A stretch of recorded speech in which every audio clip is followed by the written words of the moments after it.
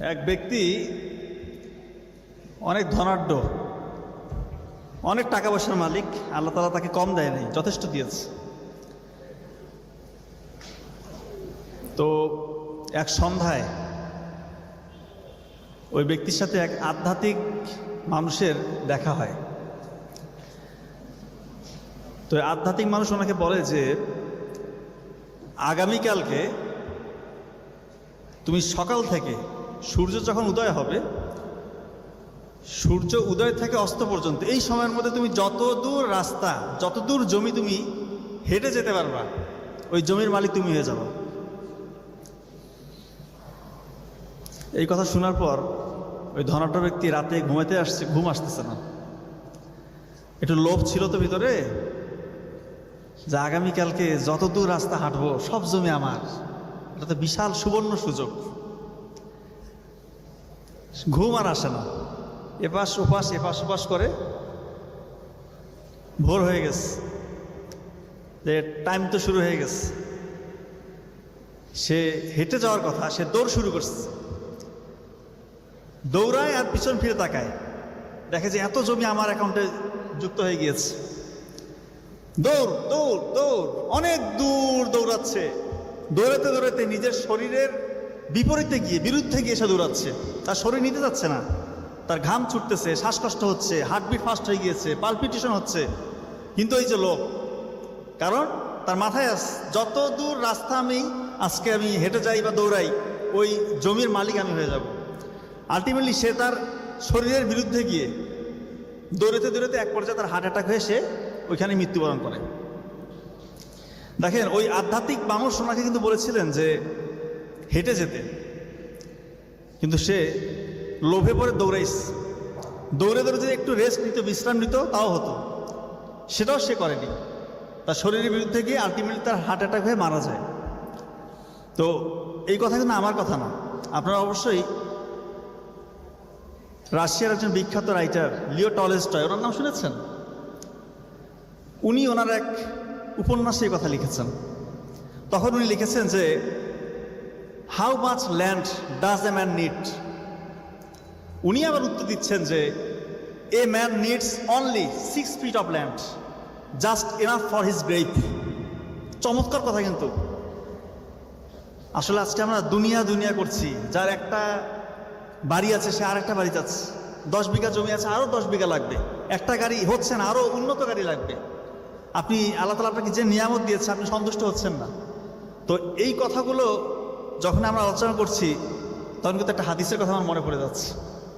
একটা হাদিস আছে না এরকম, রাসূলুল্লাহ সাল্লাল্লাহু আলাইহি ওয়াসাল্লাম বলছেন যে আদম সন্তানকে যদি এক উপত্যকা স্বর্ণ দেওয়া হয়, সে আরেকটা উপত্যকা চাবে, আরেকটা দিলে আরেকটা চাবে। আলটিমেটলি মাটি ছাড়া ওকে ক্ষান্ত করা যাবে না, অর্থাৎ কবর। এই কথা সত্য। লিও টলস্টয়ের যে কথা, এটা সত্য।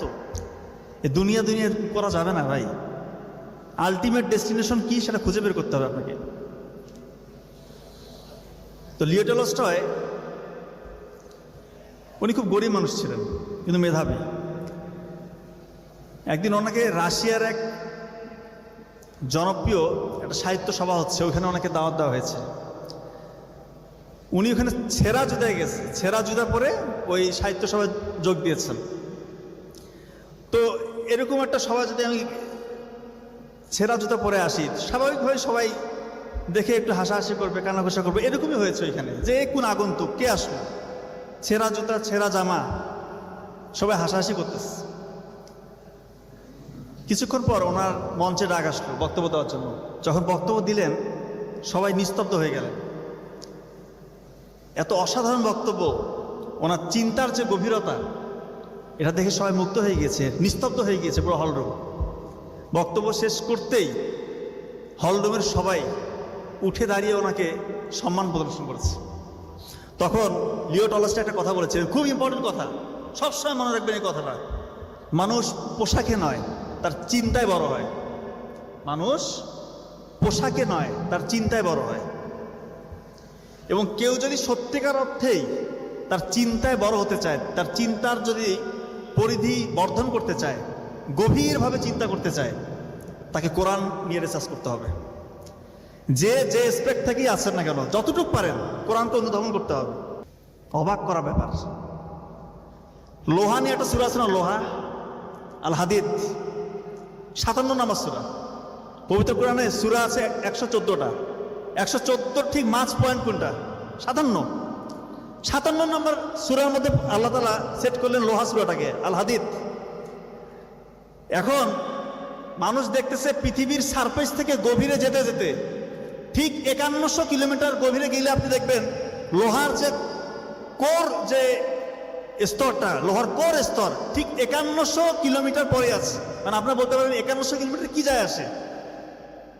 লোহা যে শব্দটা আল্লাহ তাআলা সর্বশেষ পবিত্র কোরআনে ব্যবহার করেছেন এই 57 নম্বর সূরার 25 নম্বর আয়াতে। বিস্ময়কর ব্যাপার হচ্ছে পবিত্র কোরআনের এই আয়াতটার পজিশন 5100। আল্লাহু আকবার। চিন্তা করেন আপনি পৃথিবীর সারফেস থেকে গভীরে যেতে যেতে 5100 কিলোমিটার পরে দেখবেন যে লোহার স্তর, কোর স্তর, আর আল্লাহ তাআলা সর্বশেষ লোহা শব্দটাকে সেট করলেন একদম 5100 নাম্বার যে আয়াত, সেখানে 55 নম্বর একটা সূরা আছে। এটা বলে আমি একটু শেষ করবো ইনশাল্লাহ। কোরআনের যে নিদর্শন এটা আসলে বলে শেষ করা যাবে না। 55 নম্বর সূরা, সূরা আর রহমান। এখানে 19-20 নম্বর আয়াতে আল্লাহ তাআলা বলছেন যে আমি দুই সমুদ্রকে মিলিত করি কিন্তু তারা পরস্পর একত্রে মিশে যায় না। তো এই কথার অর্থ কিন্তু ওই সময় অনেকে বুঝতো না। এখন গালফ অফ আলাস্কা ওইখানে গিয়ে দেখতেছে যে প্রশান্ত মহাসাগর এবং আটলান্টিক মহাসাগর এই দুই সমুদ্রে মিলিত হচ্ছে, কিন্তু দুই সমুদ্রের যে পানির যে পার্থক্য এটা সহজে অনুধাবন করা যাচ্ছে। এক জায়গার পানির তাপমাত্রা বেশি, একসাথে মিলে যাচ্ছে কিন্তু পাশেই তাপমাত্রা কম, একটার ঘনত্ব বেশি একটা ঘনত্ব কম, একটা কালার একরকম আর একটা কালার একরকম, একটা লবণাক্ততা একরকম আর একটা লবণাক্ততা আরেক রকম। আল্লাহ তাআলা 1500 বছর আগে দেখেন আর রহমান সূরা এটা বলে দিয়েছে। বিস্ময়কর ব্যাপার। 75 নম্বর সূরা আল্লাহ তাআলা কিন্তু ফিঙ্গারপ্রিন্টের কথা বলেছে। 75 নম্বর সূরার 4 নম্বর পয়েন্টে 4 নম্বর আয়াতে আল্লাহ তাআলা বলেছেন ফিঙ্গারপ্রিন্ট এটা মানুষ মরে যাওয়ার পরে তার মিলিত হাড় মাংস এগুলোকে একত্রিত করা যতটা কঠিন, এর থেকেও কঠিন হিসেবে আল্লাহ তাআলা আখ্যায়িত করেছেন যে মানুষের এই যে আঙ্গুলের ডগা এটাকে পুনর্বিন্যস্ত করা।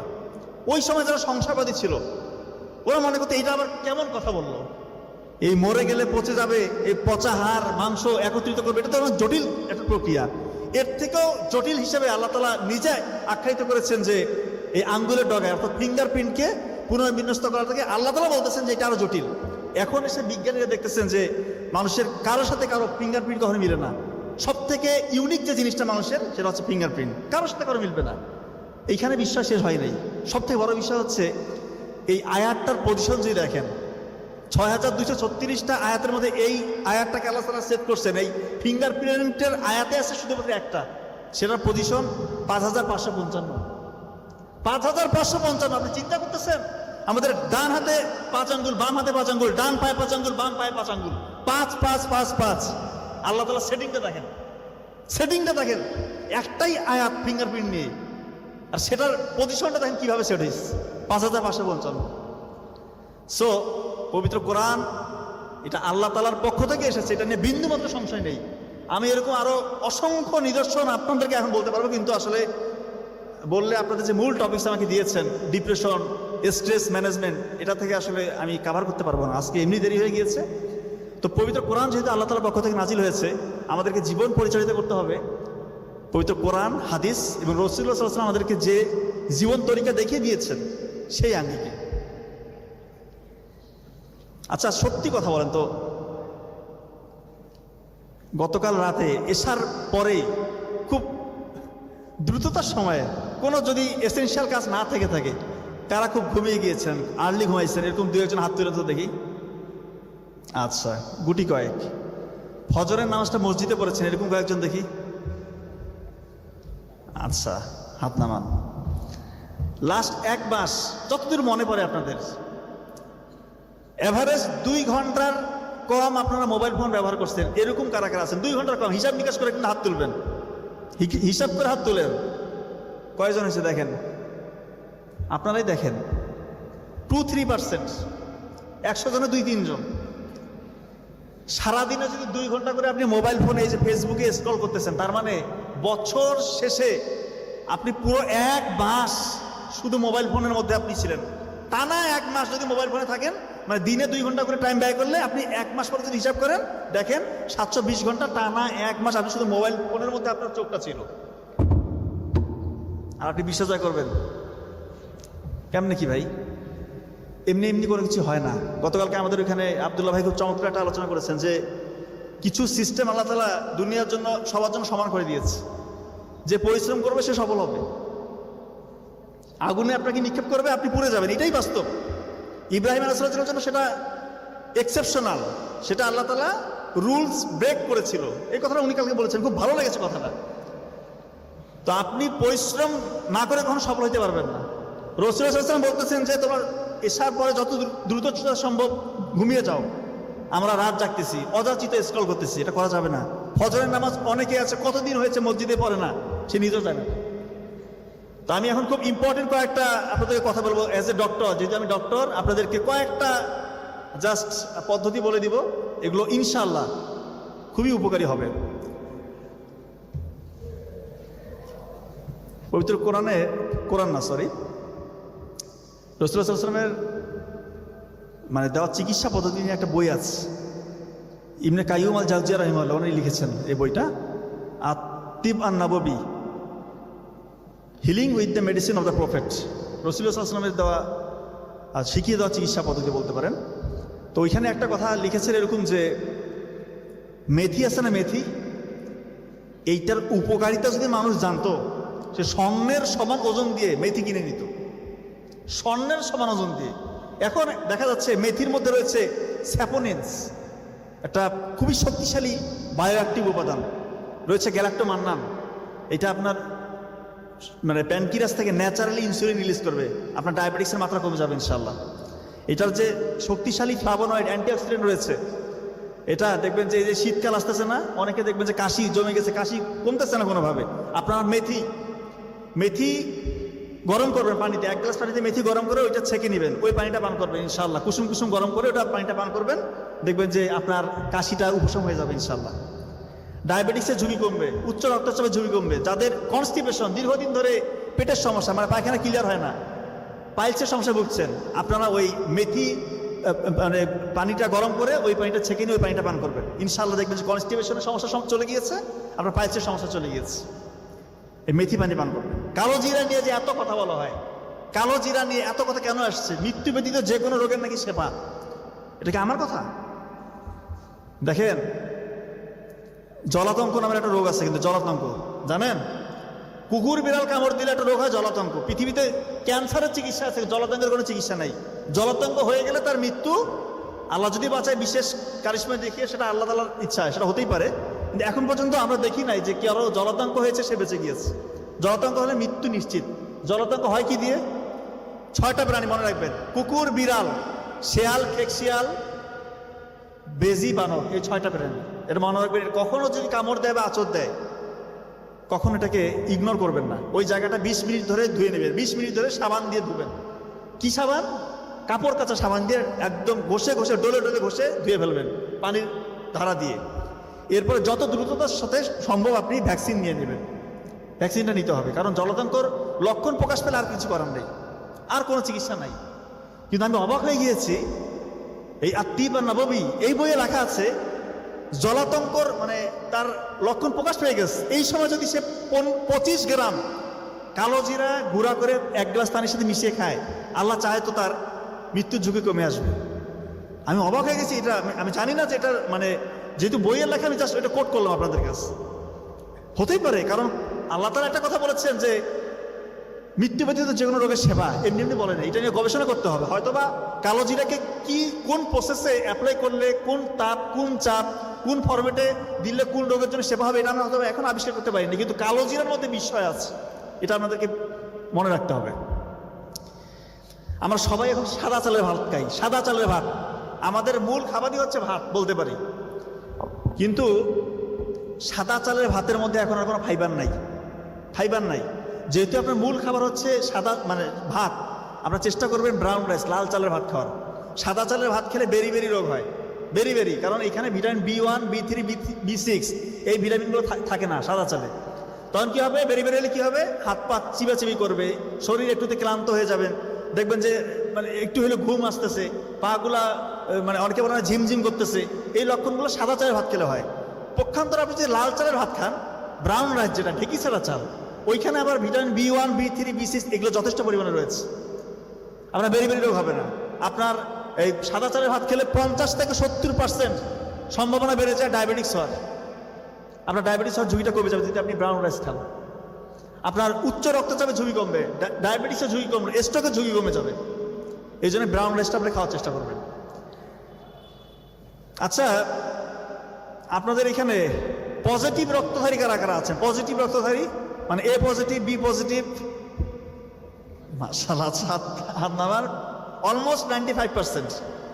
এখন আপনাদেরকে একটা খবর দেই,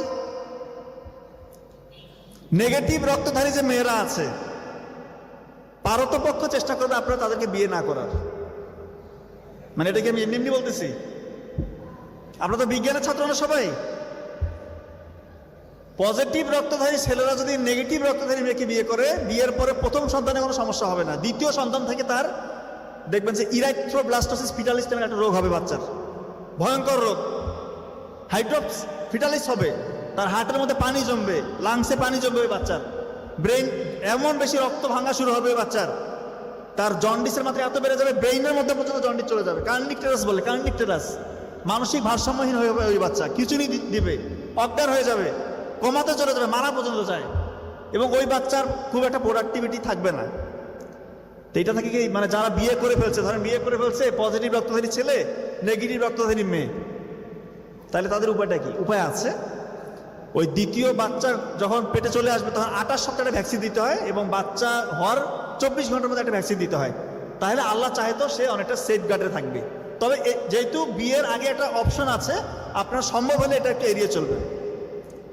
আর নেগেটিভ রক্তধারী যে ছেলেরা আছেন, আপনারা যাকে ইচ্ছা বিয়ে করতে পারেন, কোনো সমস্যা নেই, কোনো সমস্যা নেই। আর অপরদিকে পজিটিভ রক্তধারী যে মেয়েরা আছে, তারাও যাকে খুশি বিয়ে করতে পারে, কিন্তু নেগেটিভ রক্তধারী মেয়েদের এই সমস্যা। পজিটিভ রক্তধারী ছেলে, নেগেটিভ রক্তধারী মেয়ের বিয়ে হলে এই সমস্যাটা হয়। আচ্ছা, ত্বক ফর্সাকারী ক্রিম, এটা ব্যবহার করে না অনেকে? আপনাদের ক্যাম্পাসে করে? এই ত্বক ফর্সাকারী ক্রিম না, দয়া করে মা বোনেরা করবে না। যারা পর্দার অন্তরালে আমার কথা শুনছেন, ত্বক ফর্সাকারী ক্রিমের মধ্যে স্টেরয়েড দেয়, বিটামিথাসন, হাইড্রোকর্টিসন। তো এই ধরনের স্টেরয়েড তার ইমিউনিটিটাকে ফল করে, ইমিউনিটি তার থাকে না, এবং ওইখানে মার্কারি থাকে, তার দেখা যায় রোগ প্রতিরোধ ক্ষমতা কমে যায়, তার নার্ভগুলো ড্যামেজ হয়ে যায়, তার কিডনি পর্যন্ত ড্যামেজ হয়। এবং সব থেকে ইম্পর্টেন্ট যেটা, এখানে হাই ডোজে খুব বেশি মাত্রায় হাইড্রোকুইনন নামে একটা উপাদান দেয় এই ত্বক ফর্সাকারী ক্রিমগুলোতে। তখন কিছু সময়ের জন্য সে যতদিন এই ক্রিমটা দেয় তাকে উজ্জ্বল দেখে, ফর্সা দেখায়, কিন্তু এখানে বেশি পরিমাণে হাইড্রোকুইনন দেওয়াতে আমাদের ত্বকের মধ্যে যে একটা উপাদান আছে মেলানিন, যেটা আপনাকে সূর্যের যে ক্ষতিকর রশ্মি থেকে আপনাকে প্রোটেকশন দিচ্ছে, এই মেলানিনটা আর ক্ষরণ হয় না। মেলানিন ক্ষরণ বন্ধ করে দিলে যে কাউকে উজ্জ্বল দেখাবে, ফর্সা দেখাবে। মেয়েরা তো বুঝে না, তারা ত্বক ফর্সাকারী ক্রিম দিচ্ছে, দেখাচ্ছে অনেক ফর্সা দেখাচ্ছে, কিন্তু যখনই এই ক্রিম সে দেওয়া বন্ধ করবে, কিছুদিন পর তার রিবাউন্ড হাইপার পিগমেন্টেশন হবে। রিবাউন্ড হাইপার পিগমেন্টেশন মানে মেলানিন ক্ষরণ তখন অনেক পরিমাণে বৃদ্ধি পায়। যখন খুব বেশি পরিমাণে মেলানিন বৃদ্ধি পায়, তখন তার এখানে মেস্তা হয়, কালো কালো ছোপ ছোপ দাগ পড়ে, যেটা নির্মূল করা খুবই দুরূহ ব্যাপার।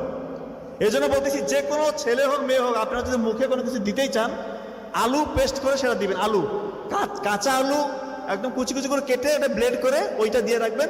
যদি সম্ভব হয় সপ্তাহে 2-3 দিন নেবেন, দেখবেন যে ইনশাল্লাহ স্কিনটা আপনার ভালো থাকবে। স্ট্রোক, আল্লাহ মাফ করুক, কারো বাসায় যদি স্ট্রোক করা হয়, স্ট্রোক এটা কিভাবে বুঝবেন? এই লক্ষণটা আপনাদেরকে শিখা দিচ্ছি, খুব ইম্পর্টেন্ট। স্ট্রোক হলে দেখবেন যে সাডেন আনকনসাস, হঠাৎ অজ্ঞান হয়ে গেছে ওই রোগীটা, তার মুখটা একটু বেঁকে গেছে, তার দেখবেন যে প্রেশারটা একটু বেশি হয়ে গেছে। প্রেশার যদি মাপতে না পারেন সমস্যা নেই, এবং তার মুখের মধ্যে সে খাবার ধরে রাখতে পারবে না, খাবার বা পানি সে গড়ায় গড়ায় পড়বে। এই ধরনের যদি, এবং এক পাশ দুর্বল হয়ে যাবে, যে কোনো শরীরের এক পাশ, হাত অথবা পা দেখবেন তার অবশ কাজ করতেছে না। এই লক্ষণগুলো প্রকাশ পেলে আপনারা বিলম্ব করবেন না, দয়া করে হাসপাতালে নিয়ে যাবেন। কারণ প্রথম 4.5 ঘন্টায়, এটাকে বলা হয় গোল্ডেন আওয়ার, প্রথম 4.5 ঘন্টা যদি নিয়ে যাওয়া যায়, সিটি স্ক্যান করে পরীক্ষা নিরীক্ষা করে তার চিকিৎসা দিলে, আল্লাহ চাইতো তার যে ব্রেইনের যে নার্ভগুলো, সেলগুলো যে ড্যামেজ হচ্ছে, স্ট্রোক হলে প্রতি মিনিটে 19 লক্ষ করে সেল ড্যামেজ হয়, পার্মানেন্ট লস। ব্রেইনের যে কোষটা লস হয়ে যাচ্ছে সেটা পার্মানেন্ট লস, এটা আর ব্যাক করবে না, ফেরাইতে পারবেন না। তার মানে সময়টা খুবই ইম্পর্টেন্ট। এরকম যদি কোনো রোগী পান, বাসায় যদি আল্লাহ মাফ করে কারো হয়, দ্রুত হাসপাতালে নিয়ে যাবেন। হিজামা, হিজামা এটা আমি আসলে জানতাম না, হাদিস পড়ে জানছি যে রোগ ব্যাধি নিয়ে যে অধ্যায়টা আছে সেখানে রাসূলুল্লাহ সাল্লাল্লাহু আলাইহি ওয়াসাল্লাম বলছেন যে সর্বোত্তম চিকিৎসা পদ্ধতি হচ্ছে সিঙ্গা লাগানো। তো সিঙ্গা লাগানো আমি ওই সময় বুঝতাম না, পরে দেখতেছি সিঙ্গা লাগানো হচ্ছে হিজামা করা। এই এখন এত বেশি দেখেন ডাক্তারের পিছনে টাকা নষ্ট, এত টেস্ট, এত ওষুধপত্র খেতে হয়, এটা লাগবে না। আপনার বছরে একবার দুইবার করে হিজামা করাবেন। আমার নিজের মাথা ব্যথা প্রচণ্ড ছিল, আমি আগে ফুটবল খেলতাম, প্রচুর হাঁটু ব্যথা করতো। একটা সেশন নিয়েছি হিজামার। হিজামা যদি কেউ সত্যি করতে ভালো মতো হিজামাটা করাইতে পারে, হিজামা থেরাপি যদি ভালো হয়, আপনি হিজামা করালে ইনশাআল্লাহ আপনার মাথা ব্যথা থাকবে না।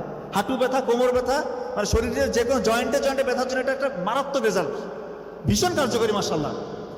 শুধু তাই না, এটা মানে অসংখ্য রোগ থেকে ইনশাআল্লাহ আল্লাহ চাইলে আপনাকে মুক্তি দিবে। কারণ হিজামাতে কি হয়, আমাদের এই যে দূষিত রক্তগুলো আমরা বের করতে পারি না, ওই দূষিত রক্তগুলোকে চামড়ার ভিতরে যেগুলো জমে থাকে এই রক্তগুলোকে বের করে নিয়ে আসে, যেগুলো টক্সিক, যেগুলো একদম বিষাক্ত, এই রক্তগুলোকে বের করলে এবং রক্তের সঞ্চালনটা ঠিক থাকে আমাদের বডিতে। একটা কথা সবসময় মনে রাখবেন, জীবন্ত রক্তে, চলন্ত রক্তে কখনো রোগ ব্যাধি বাসা বাঁধতে পারে না। এই জন্য হিজামা আপনারা করার চেষ্টা করবেন। তো আমাকে এখানে বলা হয়েছে হতাশা এবং স্ট্রেস ম্যানেজমেন্ট নিয়ে কথা বলার জন্য। দেখেন, মানুষ যখন বিপদে পড়ে বা সামনে একটা বিপদ ঘটবে, সে আশঙ্কা করছে, এটা নিয়ে কিন্তু তার মূলত হতাশা কাজ করে। কিন্তু আমাদের মুমিন বান্দাবান্দির এই বিপদের সময় অধৈর্য হয়ে হতাশ হওয়া, এটা একটা নিরুৎসাহিত করা হয়েছে। এটা একটা গুনাহের কাজ বলতে পারেন আপনি। হতাশ হওয়া যাবে না। আপনি যদি হতাশ হন, কোনো মানে সামনে একটা বিপদ ঘটবে, বিপদ ঘটে গেছে, আপনি হতাশ হলে আপনি এখান থেকে বের হতে পারবেন না, বরঞ্চ বিপদকে আরো ঘনীভূত করবেন। একটা বিপদ আরো শাখা প্রশাখা গজায়, আরো অন্য বিপদ ডেকে আনবে। এই সময় আমাদের জন্য নির্দেশনা দেওয়া আছে, বিপদ যদি কারো চলে আসে বা সামনে একটা বিপদ ঘটবে, আপনাদের মাথা ঠান্ডা রাখতে হবে। মাথা ঠান্ডা রেখে চিন্তা করতে হবে যে এই বিপদ থেকে কীভাবে বের হওয়া যায়। এবং ইসলামিক যে তরিকা, সেটা হচ্ছে ব্রেনকে ওই সময় কাজে লাগাইতে হবে। ব্রেনকে কাজে লাগিয়ে ব্রেন যে চিন্তা করছে ওই অনুযায়ী শরীরটাকে কাজে লাগাই দিবেন এবং মনে মনে জিকির করবেন, আল্লাহর কাছে সাহায্য চাইবেন। আল্লাহ তাআলাই দেখবেন ইনশাআল্লাহ বিপদ থেকে আপনাকে উদ্ধার করবেন। বিপদে হায় হুতাশ করে কখনো বিপদ থেকে আপনি উদ্ধার পাবেন না, কেউ পায় নাই, আপনিও পাবেন না।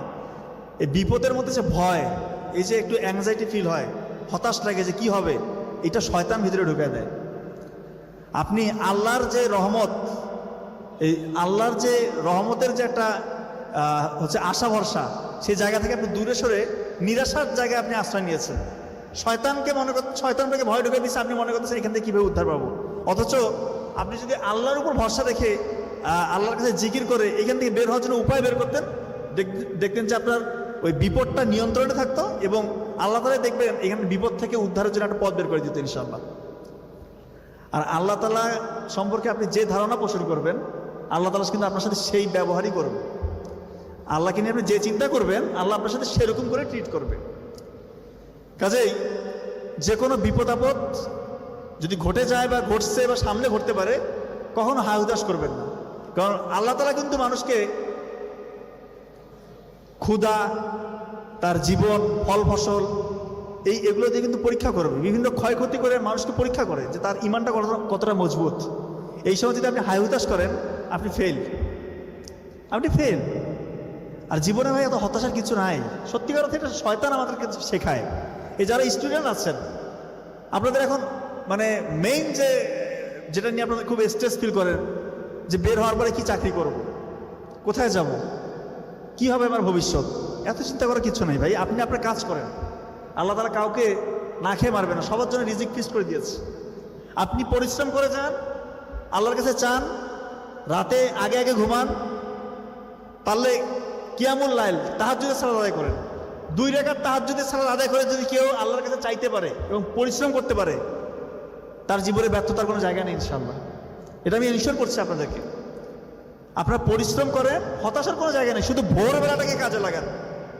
ফজরের আগে উঠে যদি কেউ 1-2 ঘন্টা পড়ে এবং ফজরের পর আরো 1-2 ঘন্টা পড়তে পারে, তার সারাদিন কিছু না পড়লেও চলবে। 5 বছর পরে আপনি কোথায় যাবেন আপনি নিজে চিন্তা করতে পারতেছেন না। হতাশা আসবে কোথায় থেকে? এক ডিভোর্সি মহিলা, তার স্বামী তাকে ডিভোর্স দিয়ে দিয়েছে, সাথে একটা মেয়ে আছে, টাকা পয়সা হাতে নাই, কি করবে, কোথায় যাবে, বাবার বাড়িতে জায়গা নাই, কিন্তু সে লিখতে পারতো, লেখা শুরু করছে। হতাশ হয়ে পড়ে না থাকে সে লেখা শুরু করছে, লিখতে লিখতে একটা বই দাঁড় করে ফেলছে।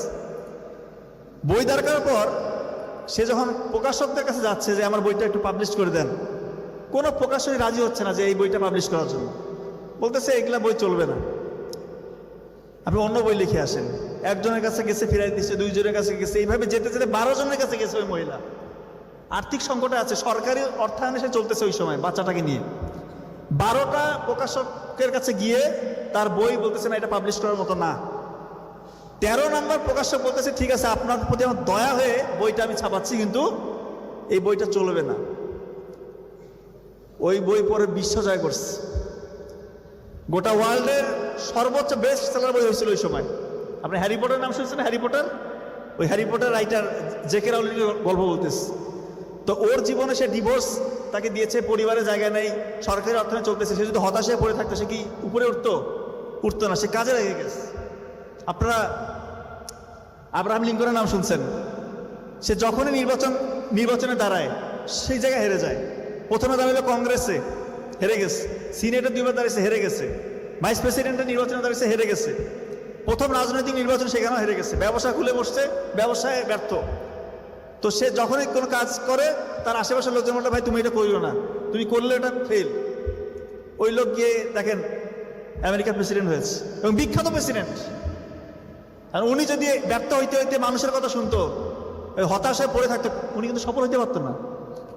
দাস প্রথা বিলুপ্ত করছে আমেরিকা যদি একজন প্রেসিডেন্টকে আপনি সিলেক্ট করতে চান যে নাম্বার 1 র্যাঙ্কিংয়ে, ওই আব্রাহাম লিঙ্কনের নাম নিতে হবে।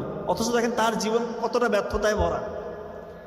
আপনারা তো স্টিভ জবসের নাম শুনছেন? স্টিভ জবস তো অ্যাপল কোম্পানিতে সে 11 বছর চাকরি করার পরে অ্যাপল কোম্পানি যখন দাঁড়ায় গেল, তখন তাকে কোনো একটা বনিবনা না হতে বলতেছে আপনাকে আমাদের আর প্রয়োজন নেই, বের করে দিস। খুব অপমান লাগছে তার ওইটা, যে এত পরিশ্রম করলাম কোম্পানির জন্য, কোম্পানি আমাকে বের করে দিল। পরে নিজে একটা কোম্পানি দাঁড় করে দিস, এবং একটা পর্যায়ে যাওয়ার পর অ্যাপল কোম্পানি এমন অবস্থা তারা দেউলিয়া হয়ে যাচ্ছিল। পরে আবার ওই স্টিভ জবসের কাছে গেছে, বলতেছে আমাদের ভুল হয়ে গেছিল, আমরা আবার একসাথে কাজ করতে পারি। পুরোনো কোম্পানি তো প্রথম করছে কাজ, আবেগ কাজ করছে, আবার ফিরে আসছে, এসে তো আইফোন, আইপ্যাড, আইম্যাক সব আবিষ্কার করছে। তো মানুষ আসলে জীবনে অনেক সময় আপনি অপমানিত হবেন, হতাশ হওয়ার মতো অনেক সিচুয়েশন ক্রিয়েট হবে, পড়ে থাকলে হবে না, কাজ করতে হবে, কাজ করতে হবে। আপনাদের জন্য খুব ইম্পর্টেন্ট কথা, যারা স্ট্রেসের মধ্যে আছেন, অ্যাংজাইটির মধ্যে আছেন, হতাশার মধ্যে আছেন, একটা কাজ করবেন, কিয়ামুল লাইল, তাহাজ্জুদের সালাত আদায় করে 2 রাকাত নামাজ হোক, 4 রাকাত হোক, পরে চোখের পানি ফেলবেন, দেখবেন যে মনটা শান্ত হয়ে যাচ্ছে। কারণ ওই সময় বিজ্ঞানীরা দেখতেছে আমাদের ব্রেন থেকে আমাদের 4টা হরমোন রিলিজ হচ্ছে, ডোপামিন, অক্সিটোসিন, সেরাটোনিন, এন্ডোরফিন। এই 4টা হরমোন যখন রিলিজ হবে আপনার মধ্যে কোনো হতাশা থাকবে না ইনশাল্লাহ। আপনার এই যে অবসাদগ্রস্ত, আপনার মনের ভিতরে ভয়, স্ট্রেসের কারণে যে নার্ভগুলো যে এক্সাইটেড হয়ে যায়, এই নার্ভগুলো এক্সাইটেড থাকবে না, সবগুলো নার্ভ শান্ত হয়ে যাবে। আপনি একটা দেখবেন আস্থার জায়গা পাবেন ইনশাল্লাহ। দেখবেন যে কোনো একটা জায়গায় আপনার ভরসা আসতেছে। আসলে সত্যিকার অর্থে সব থেকে শক্তিশালী, মহাশক্তিশালী গোটা বিশ্বজাহানের যে মালিক, সে আল্লাহর দরবারে আপনি চোখের পানি ফেলতেছেন। আপনার আল্লাহর সাথে যখন কানেক্টেড হয়ে যাবেন আপনি, আপনার কিসের হতাশা, কিসের ভয়, কি নিয়ে ভয় রে ভাই আমাকে বলেন? এই দুনিয়াদারি কয়দিনের? চিন্তা করে তো কয়দিনের? সবাইকে আলটিমেটলি চলে যেতে হবে, সবাইকে। কবে যাবেন কেউ জানে না। এই যে ভয়টা, এটা শয়তান দেখায়। সত্যিকার অর্থে বলতেছি, এত কিছু দরকার হয় না। আর আমরা যে এত কিছু চিন্তা করি, এখানে যারা আমরা বসে আছি, আলহামদুলিল্লাহ সবাই সুস্থ আছি, বসে আছি, পরিবারের সবাই ভালো আছে, এর থেকে বেশি কিছু চাওয়া পাওয়ার নাই। সত্যিকার অর্থে এর থেকে বেশি কিছু চাওয়া পাওয়ার নাই। এরপরে যেটা আপনার লাগে সেটা আসলে মানুষ দেখানো, মানুষ দেখানো সত্যিকার অর্থেই। এরপরে মানুষের একটা বেসিক প্রাইম নিড আছে, এরপরে যেটা মানুষ প্রয়োজনের বাইরে যেটা করে, এটা হচ্ছে সত্যিকার অর্থে মানুষ দেখানো। এটা শয়তান আপনাকে করাচ্ছে, এবং এইটার জন্য আপনি উঠে পড়ে লাগছেন। ইস, যদি অমুকের মতো হইতে পারতাম, তমুকের মতো হইতে পারতাম। আসলে এখানে শান্তি নাই, এটা আপনি শেষ করতে পারবেন না। এই চাওয়া পাওয়ার কোনো শেষ নাই। আল্লাহ তাআলা আপনাকে যতটুকু দিয়েছে ততটুকু ক্ষান্ত থাকেন, আল্লাহ তাআলা দেখবেন বাড়িয়ে দিবে। সবসময় আল্লাহ শুকরিয়া করবেন। আর অহংকার এই জিনিসটা খুবই খারাপ। সত্যিকার অর্থে বলছি, কোনো মানুষের থেকে নিজেকে বড় মনে করা, উত্তম মনে করা, তার থেকে আমি ভালো, এই ফিলিংসটা এবং অন্যকে হেয় করা, এটাই অহংকার। এটাই অহংকার। আপনি যার থেকে নিজেকে বড় মনে করতেছেন, নিশ্চয়ই আল্লাহ তাআলা ওনার থেকে আপনাকে নেয়ামত বেশি দিয়েছে। এইটাই তো, আল্লাহ তাআলা আপনাকে হয়তো বুদ্ধি বেশি দিয়েছে, আপনি ভালো কথা বলতে পারেন, আপনাকে সম্পদ বেশি দিয়েছে, আপনার একটা পজিশন দিয়েছে, মান সম্মান ইজ্জত সব কিছু দিয়েছে আরেকজনের থেকে। আপনি মনে করতেছেন ওর থেকে আমি ভালো। এই তো, এটা আপনাকে কে দিল? এটা কি আপনি নিজে অর্জন করলেন? যখনই আপনি মনে করবেন যে আমার যা কিছু আছে, আমার সম্পদ, আমার আজকে ফেম, আপনি যে অবস্থানে আছেন, এটা আমার অর্জন, এটা আমার অধিকার, তখন আপনি আল্লাহর অধিকারে হস্তক্ষেপ করলেন। আল্লাহর অধিকারে আপনি হস্তক্ষেপ করলেন। অহংকার এটা আল্লাহর অধিকারে হস্তক্ষেপ করা। কখনো এই কাজটা করবেন না। সবসময় এটা চিন্তা করবেন যে আরেকজন মানুষ সে আমার থেকে নিচু অবস্থায় আছে, তার মানে আল্লাহ তাআলা তাকে আমার থেকে কম নিয়ামত দিয়েছে। আল্লাহ তাআলা আমার সাথেও এটা করতে পারতো। আল্লাহ তাআলা আমার সাথে এটা করতে পারতো। যে কোনো সময় আল্লাহ রিভার্স করে দিতে পারে, ওই বান্দাকে নিয়ামতে ভরাই দিতে পারে, আমার নিয়ামত সব কেড়ে নিতে পারে। যে কোনো সময় এটা হইতে পারে। সো অহংকার তো কিছু নয়। আপনি শুকরিয়া করেন, আল্লাহর কাছে শুকরিয়া করেন যে আল্লাহ আপনি আমাকে এত ভালো রাখছেন। আপনি চাইলে আমাকে এই যে কত মানুষ একদম মিজারেবল লাইফ লিড করতেছে, তাদের মতো আপনি আমাকে করতে পারতেন। সেটা না করে আপনি আমাকে সম্মানিত করেছেন, আমাকে যা দিয়েছেন আলহামদুলিল্লাহ, শুকরিয়া করেন, আল্লাহ তাআলা বাড়িয়ে দিবে। এবার আমার কথা না। যখন কেউ কৃতজ্ঞতা প্রকাশ করে, আপনি দেখবেন সূরা ইব্রাহিমের আছে, যখন কেউ কৃতজ্ঞতা প্রকাশ করে আল্লাহ তাআলা তখন তার বাড়িয়ে দেয়। সো অহংকারের কোনো জায়গা নেই। আর অহংকার সবসময় ধ্বংসাত্মক হয়। অহংকার সবসময় ধ্বংসাত্মক হয়, এই জিনিসটা মাথায় রাখবেন। আপনারা অনেকে দেখবেন যে ইবাদত নিয়ে অহংকার করে, এই জিনিসটা আরো ভয়ঙ্কর। কারণ শয়তান একজন ইমানদার ব্যক্তিকে কিন্তু সে সুদ খাবে না, ঘুষ খাবে না, চুরি করবে না, তাকে কিন্তু এই জিনিসটা দিয়ে তাকে কাবু করে। যখন একজন ইমানদার ব্যক্তি মনে করে যে আমি অমুক মুসলিম ভাইয়ের থেকে বেশি ইমানদার, শেষ। শয়তান 16 তলা পূর্ণ করে ফেলছে, ওর কাম শেষ।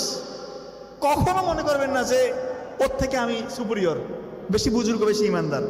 কারণ আপনি দেখতেছেন দৃশ্যত তো আমি ইমানদার, আমার দাড়ি আছে তার দাড়ি নাই, আমি 5 ওয়াক্ত নামাজ আদায় করি সে নামাজ পড়ে না, আমি নফল রোজা দিচ্ছি সে তো রাখে না, আমি ঘুষ সুদ খাচ্ছি না সে খাচ্ছে, সো আমি তো তার থেকে অবশ্যই সুপিরিয়র। এই চিন্তাটা আমার আসে স্বাভাবিক। নো, আপনি যে এই খারাপ কাজগুলো থেকে দূরে আছেন, আপনি যে দাড়ি রেখেছেন, নামাজে যাচ্ছেন, মসজিদে সত্য কথা বলতেছেন, ভালো পথে আছেন, এটা কখনোই আপনার নিজের জন্য না রে ভাই, এটা আল্লাহ তাআলার নিয়ামত।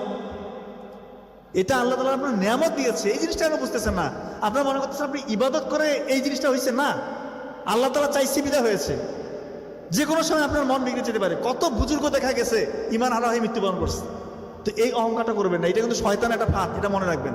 শয়তানের একটা বড় ফাঁদ, কখনোই অহংকার করবেন না। আর যার্রা পরিমাণ অহংকার থাকলে তার সুনিশ্চিত পতন। আর অহংকার যদি কেউ থাকে সে জান্নাতে যেতে পারবে না, এটা রাসূলুল্লাহ সাল্লাল্লাহু আলাইহি ওয়াসাল্লামের কথা। যার্রা পরিমাণ, সরিষার দানা পরিমাণ যদি অহংকার ভিতরে থাকে, আপনি জান্নাতে যেতে পারবেন না। কিভাবে বুঝবেন যে আপনার অহংকার আছে? খুব ইম্পর্টেন্ট কথা। কিভাবে বুঝবেন যে আপনার মধ্যে অহংকার আছে? একদম ইম্পর্টেন্ট, এটা মনে রাখবেন। আপনি এখনই বুঝতে পারবেন যে আপনার মধ্যে অহংকার আছে কিনা। ধরেন আপনি একটা খুব মানে সাধারণ পোশাক পরে বাইরে বের হয়েছে, আপনি চিন্তা করতেছেন যে আমাকে কি গুরুত্বপূর্ণ কোনো লোক দেখে ফেলবে। এই যে আপনার একটা সংকোচ বোধ, যে দেখে ফেললে কি হবে, দেখেই ফেলছে, আপনার মনের ভিতরে একটা সংকোচ যে এই ড্রেস আমাকে দেখলো, আপনার মধ্যে অহংকার আছে। একটা মজলিসে গেছেন, এইরকম একটা মজলিসে আপনাকে হয়তো বা বসারই জায়গা দেয় নাই, বা পিছনে আপনার বসার জায়গা দিচ্ছে, আপনার মনটা খারাপ হয়ে গেছে যে সামনে বসাইলো না, আপনার মধ্যে অহংকার আছে। আপনি রাস্তা দিয়ে হাঁটতেছেন, আশা করতেছেন যে ওই ব্যক্তিটা আগে আমাকে সালাম দিবে, মানে সে আমাকে একটু সম্মান প্রদর্শন করবে, এই যে একটা ফিলিংস, আপনি ধরে নেবেন আপনার মধ্যে অহংকার, একদম নিশ্চিত অহংকার আছে আপনার। এখনকার বেশিরভাগ স্টুডেন্টের সমস্যা হচ্ছে তারা পর্নোগ্রাফিতে আসক্ত। এটা আপনারা কিভাবে নেবেন আমি জানি না। আমার হাজার পেশেন্ট ইউনিভার্সিটির স্টুডেন্টরা ফোন দিয়ে আমার কাছে কান্নাকাটি করে যে স্যার আমি এত চেষ্টা করছি পর্নোগ্রাফি থেকে বের হওয়ার, কোনো উপায় পাচ্ছি না। আমি এরকম ছিলাম না, আমার পরিবার জানে আমি ভালো, আমার সমাজ জানে আমি ভালো, আমার টিচাররা জানে আমি ভালো, আমার ক্লাসমেটরা জানে আমি ভালো, আমার মতো ভালো ছেলে কেউ না। আমি নামাজও পড়ি, কিন্তু কয়েকদিন পর পরে রাত হলে আমি নিজেকে কন্ট্রোল করতে পারি না। ওই অশ্লীল জিনিসগুলো না দেখলে আমি নিজেকে নিয়ন্ত্রণ করতে পারি না স্যার। মনে হয় কেউ একজন আমাকে বলতেছে ফিস ফিস করে আমার ভিতরেই, অবচেতন মনেই, এই তুমি দেখো, এই তুমি দেখো, মনে হয় আমি একজন দাসে পরিণত হয়েছি। এবং এটাই সত্য। আপনি দেখেন অশ্লীলতা নিয়ে কিন্তু কয়েকটা আয়াত এসছে। 17 নম্বর সূরা বনী ইসরাইলের 32 নম্বর আয়াতে বলতেছে তোমরা জেনার ধারের কাছে যেও না, কারণ নিশ্চয়ই এটা নিকৃষ্ট এবং অশ্লীল কাজ। আবার 24 নম্বর সূরা নূরের 30-31 নম্বর আয়াতে আল্লাহ তাআলা বলতেছে পুরুষ এবং নারী দুইজনকে বলতেছে তোমরা লজ্জাস্থানের হেফাজত করো, দৃষ্টিকে অবলম্বন করো। আর 7 নম্বর সূরা আরাফের 27 নম্বর আয়াতে আল্লাহ তাআলা বলতেছে যখন কেউ ঈমান হারা হয় তখন আমি শয়তানকে তাদের অভিভাবক বানাই। চিন্তা করতেছেন কথা? আপনি ঈমান হারা হয়ে গেলে আল্লাহ তাআলা বলতেছে শয়তানকে আপনাদের অভিভাবক বানিয়ে দিবে। আমার তখন মনে পড়ে শয়তান একে এর অভিভাবক হয়ে গেছে। শয়তান কিন্তু একা কাজ করে না, তার অনেকগুলো মানে সহচর আছে। কোন এক সহচরকে দিয়ে আপনাকে কাবু করছে। তো ইউনিভার্সিটির ছাত্ররা বলে যে স্যার বেশিরভাগ সময় যেটা হয়, আমি যখন একটু অবসর পাই, অবসর ধরেন ক্যাম্পাস বন্ধ হয়েছে, আমি বাসায় গেছি, আমি ভালো ছেলেটা, আমি 20-25-30 দিন নিজেকে কন্ট্রোল করলাম, বাসায় গিয়ে আর কন্ট্রোল করতে পারতেছি না। ওই অশ্লীল কাজগুলো আমাদের হয়ে যাচ্ছে। এবং অশ্লীল কাজের চূড়ান্ত কাজটা করার পরে আমার এত বেশি হতাশা কাজ করে, মনে হয় মরে যাই, মনে হয় সুইসাইড করি। কিন্তু স্যার কেউ নাই, কাকে বলবো স্যার? এই লজ্জার কথা আমি কাকে বলবো যে আমি কোন জায়গায় কোন পাপে আমি লিপ্ত, আমি কাকে বলবো? এখান থেকে বের হওয়ার রাস্তা কি স্যার? এবং সত্যিকার অর্থে বলতেছি ভাই, এটা হচ্ছে পর্নোগ্রাফি ইন্ডাস্ট্রি মুসলিম যুবক যুবতীদেরকে ধ্বংস করার জন্য একটা চূড়ান্ত হাতিয়ার। এটা তাদের দেওয়া একটা ফাঁদ। বিশ্বাস করেন ভাই, আপনি ঈমান হারা হবেন, আপনি পশুতে রূপান্তরিত হবেন। পশু, অমানুষ, আপনার মধ্যে মনুষ্যত্ব থাকবে না। মিথ্যা বলছি? বাস্তব গল্প বলতেছি আপনাদেরকে। আমার অনলাইনের এক পেশেন্ট, এক বোন, উনি ফোন দিয়ে বলতেছে ভাই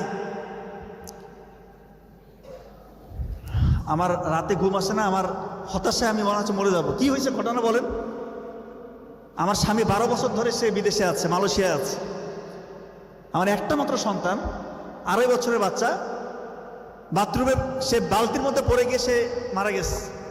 আমি শোকে কাতর, আমি মা হয়ে এটা সহ্য করার মতো না।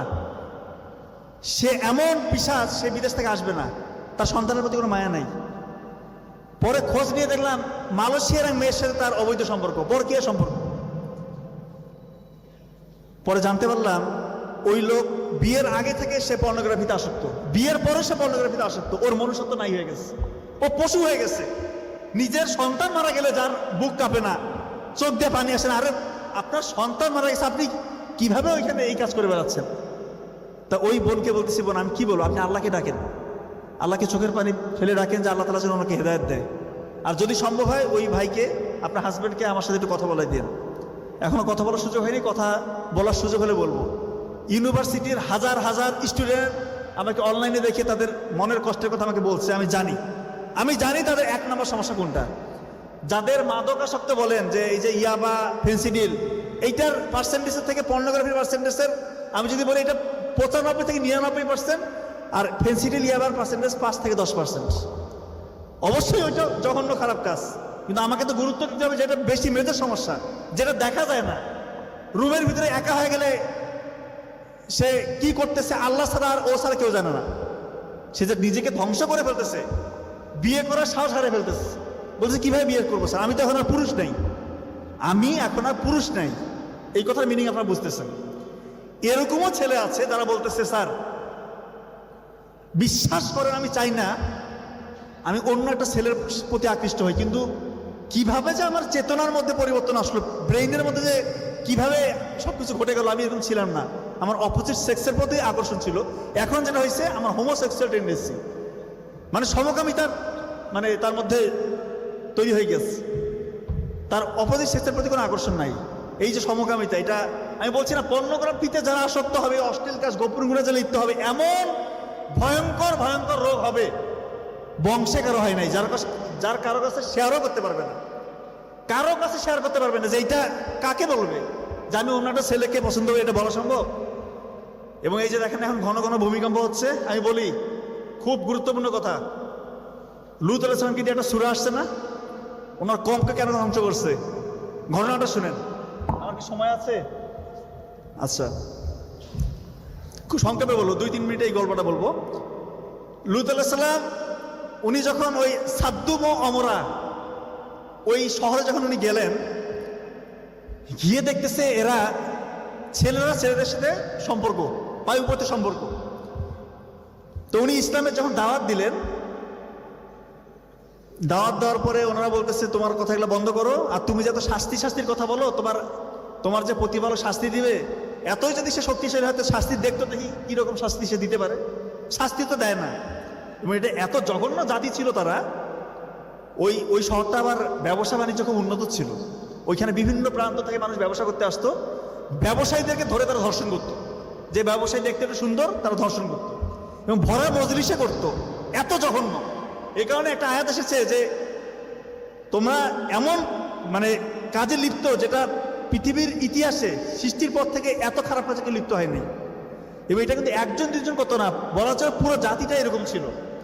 এবং ওই জাতি আরো কিছু বৈশিষ্ট্য ছিল যে তারা নর্মালি কি হয়, একটা জাতি যদি খারাপও হয়, একটা জাতি কেউ বিপদে পড়লে টাকা পয়সা অর্থ সংকটে আছে, অন্য কেউ হেল্প করবে, এটাই স্বাভাবিক। কিন্তু ওইখানে যদি কেউ অর্থ সংকটে আছে, তাকে হেল্প করলে এটা একটা পানিশমেন্ট, এটা একটা অপরাধ। চিন্তা করেন, ধরেন আপনার পাশের বাড়ির একজন টাকার পয়সার কমতি আছে, আপনি তাকে টাকা পয়সা দিয়ে হেল্প করছেন, এইটা ওই সাদ্দুম ও অমরা, ওই লূত আলাইহিস সালামের ওই গোষ্ঠী এটাকে অপরাধ হিসেবে বিবেচনা করতো। কেউ ভয়ে কাউকে সাহায্য করতো না, তোমারটা তোমার, আমারটা আমার। তো এই যখন অবস্থা, খবর আসলো লূত আলাইহিস সালামের কাছে যে 3 জন সুদর্শন যুবক আসছে শহরে। ওনার তো মাথা খারাপ যে এই মেহমানরা এসছে, ওনাদের পরিণতি কি ভয়ানক হইতে পারে এই চিন্তা করে উনি ওনাদেরকে খুঁজতে বেরোইছে। খুঁজতে খুঁজতে পেয়ে গেছে এক জায়গায়। বারবার বলতেছে আপনারা কি আমার বাসায় একটু মেহমানদারি আমি করতে চাই, আপনাকে আমন্ত্রণ নেবেন? ওনারা বলছে ঠিক আছে যাই। উনি ওই মেহমানদেরকে নিয়ে ওনার বাসার দিকে যাচ্ছে। যেতে যেতে বলতেছে যে এরকম নিকৃষ্ট জাতি আমি কোথাও দেখি নাই। ওই 3 জনকে বলতেছে, ওই 3 জন কিন্তু পিছনে পিছনে আসতেছে। ওনারা কোনো কথা বলে নাই। একই কথা আবার রিপিট করছে লূত আলাইহিস সালাম যে এরকম নিকৃষ্ট জাতি আমি কোথাও দেখি নাই। উনি চাচ্ছেন যে ওনারা যেন এনাদের সম্পর্কে জানতে পারে, জেনে যেন তাড়াতাড়ি এখান থেকে ভাগে। আবার এটাও যেন মনে না করে যে আমি ওনাদেরকে মেহমানদারি করতে যাচ্ছি না। দুই দিকে ব্যালেন্স রেখে কথাটা বলছে। এই অবস্থায় উনি ওনার বাসায় নিয়ে গেছে। নিয়ে যাওয়ার পরে যখন ওনার বাড়ির যে ওনার স্ত্রী, ওনার কন্যারা দেখে, স্পেশালি ওনার স্ত্রী দেখে, তো বলতেছি এটা কিরকম, এতটাই সুদর্শন, তার বিস্ময়ে বলতেছি এটা কিরকম মানুষ হতে পারে, এটা তো মানুষ এত সুন্দর কিভাবে হয়। তো লূত আলাইহিস সালামের নিষেধ অমান্য করেই ওনার স্ত্রী শহরে চলে গেছে। উনি বলছে যাওয়া যাবে না, ওনার কথা মানতো না। ইসলাম প্রচারে ওনার স্ত্রী বাধা দিত। শহরে গিয়ে ওইখানকার যে যারা নেতৃস্থানীয় লোক, ওনাদেরকে বলতেছে আমি বাসায় যে 3 জনকে দেখে আসছি, এদের রূপ অন্য যে কোনো কিছুকে হার মানায়। তা ওই শহরে যে নেতা খেতা যারা আছে, ওরা ঠিক আছে? সাথে সাথে লূত আলাইহিস সালাম বাড়ির দিকে গেছে। লূত আলাইহিস সালাম গেটের সামনে এসে ওনাদেরকে উনি একটু আতঙ্কিত হয়ে গেছে। বলতেছে দেখো আমার মেয়েরা আছে, তোমাদের মধ্যে কি কোনো ভালো লোক নাই? যদি ভালো কেউ থাকে তাদেরকে বিয়ে করো, বিয়ে করে এটা তোমাদের জন্য বৈধ হবে। ওরা বলতেছে লূত তুমি খুব ভালো করে জানো আমরা কি চাই, ওরা ওই 3 জনকে চায়, এক কথা শেষ। এই অবস্থায় উনি ব্যাকুল হয়ে কান্নাকাটি করলো, আল্লাহর কাছে দোয়া করলো। এমন সময় ওই 3 জন ওনাদের পরিচয় দিচ্ছে যে আমরা আসলে ফেরেশতা, ওনাদের পরিচয় দিচ্ছে। এরপরে জিবরাইল আলাইহিস সালাম ওনার একটা ডানা দিয়ে একটা ঝাপটা দিছে। ওই ঝাপটার দিয়ে ওই বাতাসটা দিয়েই ওদের সবাই বলা চলে অন্ধ হয়ে গেছে। অন্ধ হয়ে দিক বিদিক কোথায় ছোড়াছুড়ি করতেছে, ওরা বুঝে উঠে রাখেছে কি হইলো কি হইলো।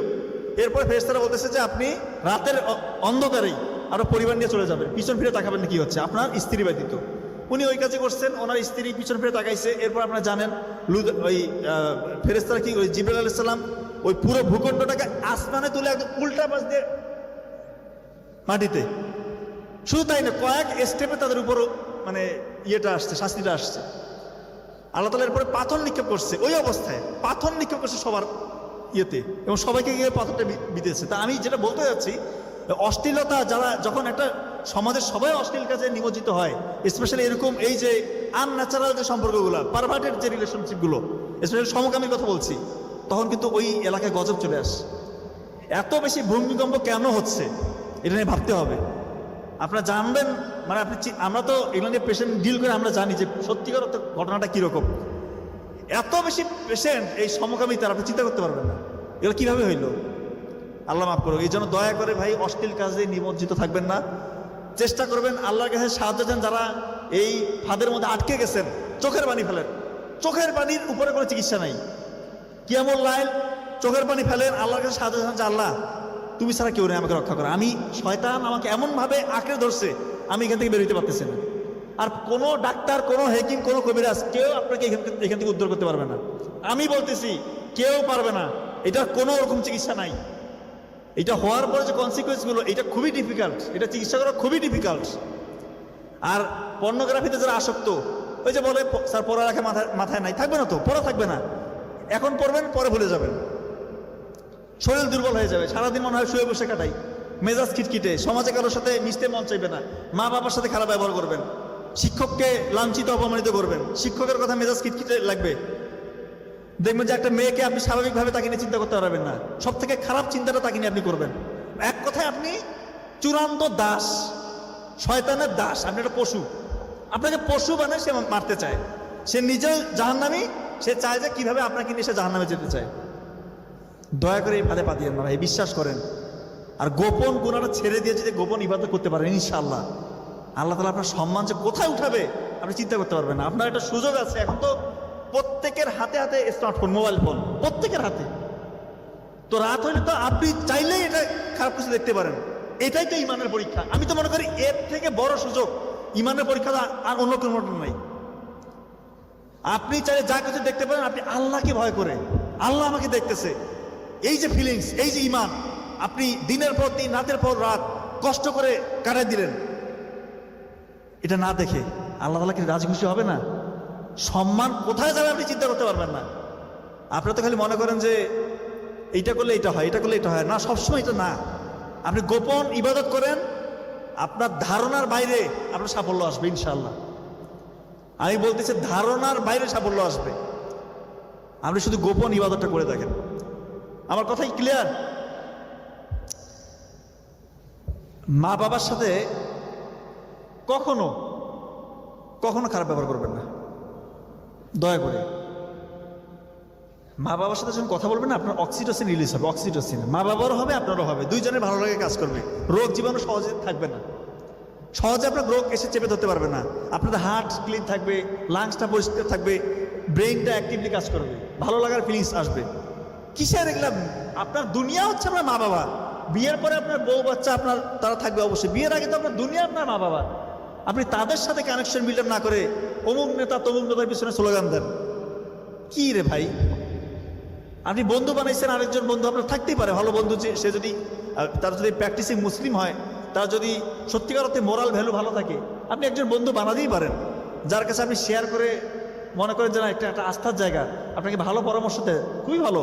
কিন্তু দুনিয়াতে আপনার মা বাবার থেকে আপন কেউ হইতে পারে? এটা সম্ভব?